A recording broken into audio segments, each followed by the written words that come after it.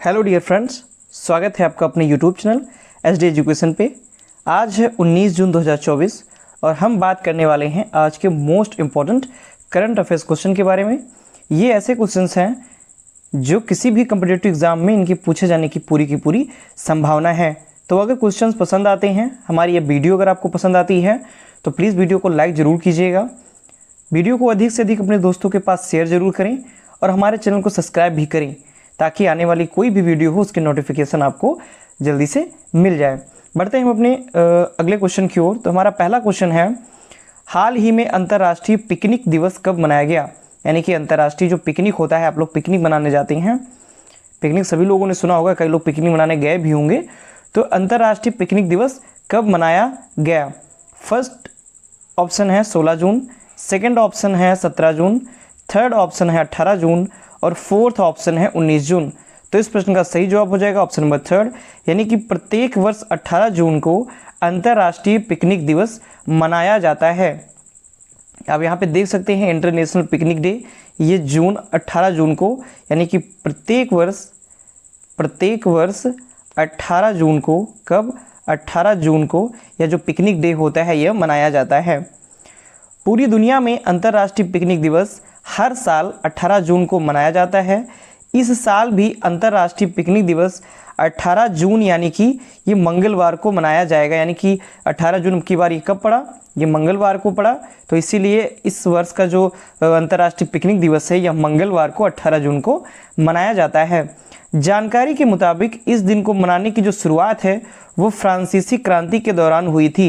यानी कि लगभग सन 1800 के दौरान जब फ्रांसीसी की क्रांति हुई थी तो उसी समय यह जो पिकनिक डे है इसको मनाने की शुरुआत भी की गई थी। बात करते हैं पिकनिक शब्द की। तो पिकनिक शब्द की जो उत्पत्ति है वो संभवतः फ्रांसीसी भाषा से हुई है, जिसका विशेष रूप से पिकनिक शब्द माना जाता है। यानी कि इसका शब्द क्या माना जाता है? इसका माना जाता है पिक और निक शब्द माना जाता है और इसकी उत्पत्ति हुई है फ्रांसीसी से। ठीक है, यानी कि फ्रांसीसी भाषा का यह शब्द है, उसी से इसकी उत्पत्ति हुई है। और पिकनिक की दिवस मनाने की जो शुरुआत हुई थी वह फ्रांसीसी की जो क्रांति हुई थी लगभग सन 1800 के आसपास, उसी दौरान पिकनिक डे मनाने की शुरुआत भी की गई थी। बढ़ते हैं अपने अगले प्रश्न की ओर। हमारा अगला प्रश्न है, हाल ही में प्रतिष्ठित V Shantaram lifetime achievement award से किसे सम्मानित किया जाएगा? यानी कि V Shantaram lifetime achievement award जो है इसको किससे सम्मानित किया जाएगा?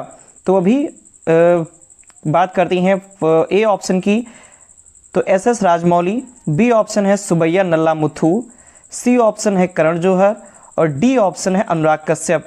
तो इस प्रश्न का सही जवाब हो जाएगा ऑप्शन नंबर बी, यानी कि सुबैया नल्ला मुथु जो हैं इनको V Shantaram lifetime achievement award से सम्मानित किया जाएगा। तो इस प्रश्न का सही जवाब हो जाएगा ऑप्शन नंबर बी।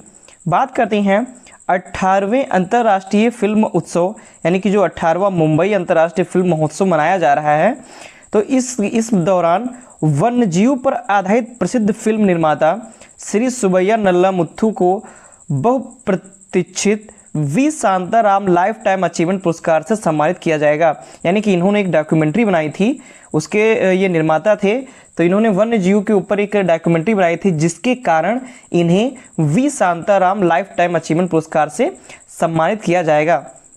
बात करते हैं कि ये जो V Shantaram lifetime achievement पुरस्कार है इसमें 10 लाख रुपए का नगद पुरस्कार दिया जाता है, एक ट्रॉफी दी जाती है और एक प्रशस्ति पत्र भी दिया जाता है। तो ये कब दिया जाएगा? ये इसी मुंबई अंतर्राष्ट्रीय फिल्म महोत्सव के दौरान ही इनको देने की घोषणा की गई है। बढ़ते हैं अपने अगले प्रश्न की ओर। नेक्स्ट क्वेश्चन है हमारा, हाल ही में लोकप्रिय हेमिस तसेचू महोत्सव कहाँ शुरू हुआ? यानी कि ये जो महोत्सव है इसका नाम क्या है?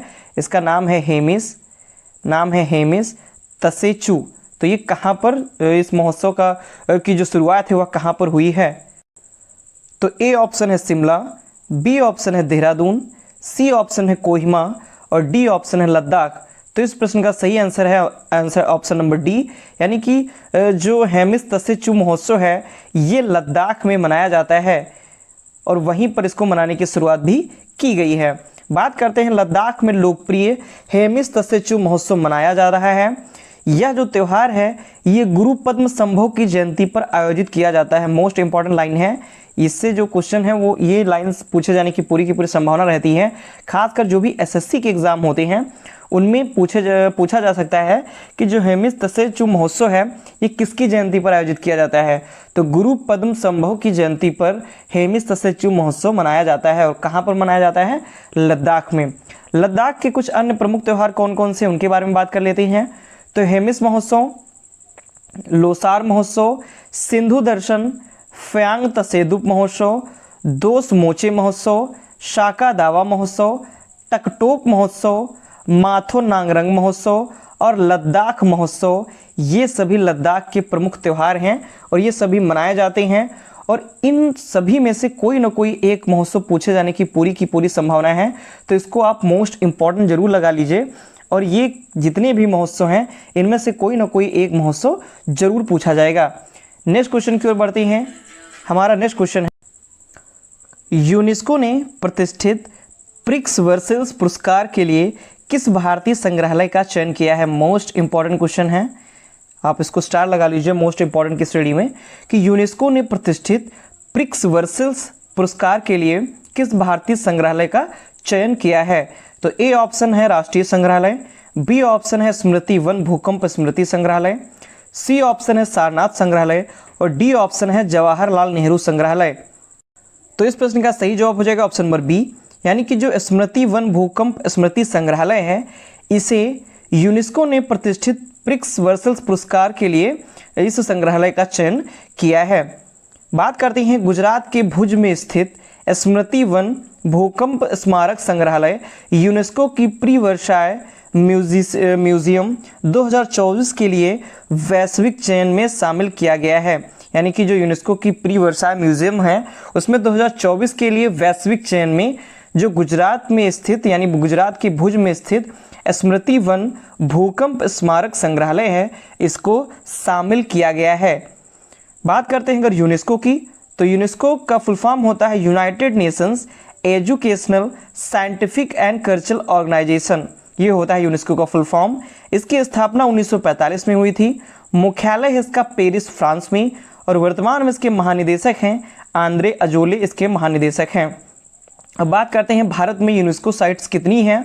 तो भारत में प्रेजेंट टाइम में यूनेस्को की साइट हैं 42, यानी कि टोटल भारत में 42 विश्व धरोहर हैं, यूनेस्को के धरोहर हैं जिनको यूनेस्को की श्रेणी में शामिल किया गया है। तो ये भी आप मत भूलिएगा, करंट का है ये, बिल्कुल 42 जो हैं वो यूनेस्को विश्व धरोहर हैं भारत में वर्तमान में।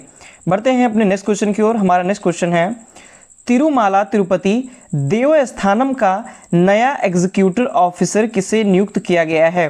यानी कि तिरुमाला तिरुपति देवस्थानम एक मंदिर है और यहाँ पर नया एग्जीक्यूटिव ऑफिसर किसे नियुक्त किया गया है। यानी कि जो तिरुमाला तिरुपति देवस्थानम है जिसे TTD के नाम से भी जानते हैं, यानी तिरुमाला तिरुपति देवस्थानम, ये एक तरह की जो संस्था होती है, ये एक तरह की संस्था है और ये जो संस्था होती है ये जो मंदिर होती हैं उनके देखरेख से संबंधित संस्था होती है। तो इसका नया एग्जीक्यूटिव ऑफिसर किसे नियुक्त किया गया है। ए ऑप्शन है अमित सक्सेना, बी ऑप्शन है मोहन सहगल, सी ऑप्शन है जे श्यामला राव और डी ऑप्शन है पवन चौधरी।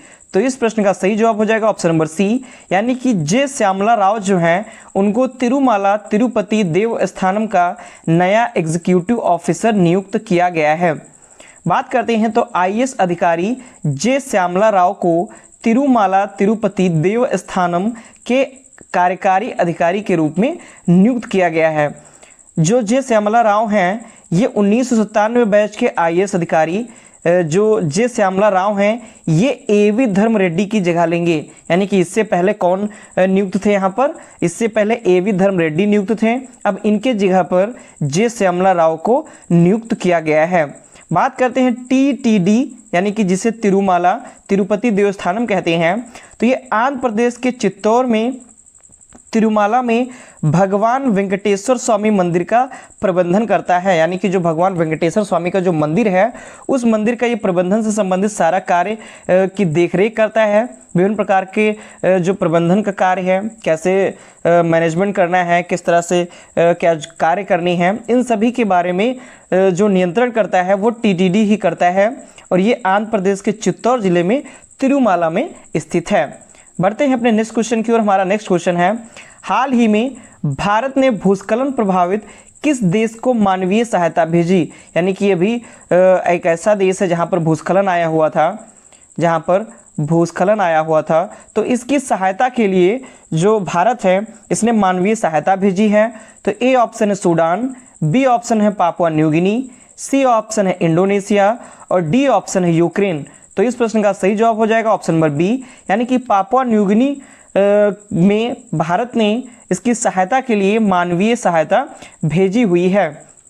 भारत ने एक भीषण भूस्खलन से प्रभावित हुए पापुआ न्यू गिनी के एंगा प्रांत के लिए 19 टन मानवीय और आपदा राहत सामग्री भेजी है। कितनी? 19 टन इसने मानवीय और आपदा राहत सामग्री भेजी हुई है। पापुआ न्यू गिनी से आई खबरों के अनुसार भूस्खलन में करीब 2000 से अधिक लोग मारे गए थे। यानी कि जो पापुआ न्यू गिनी में जो भूस्खलन हुआ उसमें करीब 2000 से अधिक लोग मारे गए थे। तो इसकी सहायता के लिए भारत ने 19 टन मानवीय और आपदा राहत सामग्री भेजी हुई है। नेक्स्ट क्वेश्चन की ओर बढ़ते हैं। हमारा अगला क्वेश्चन है, हाल ही में कौन घुड़सवारी में 3 स्टार ग्रैंड प्रिक्स जीतने वाली पहली भारतीय बनी?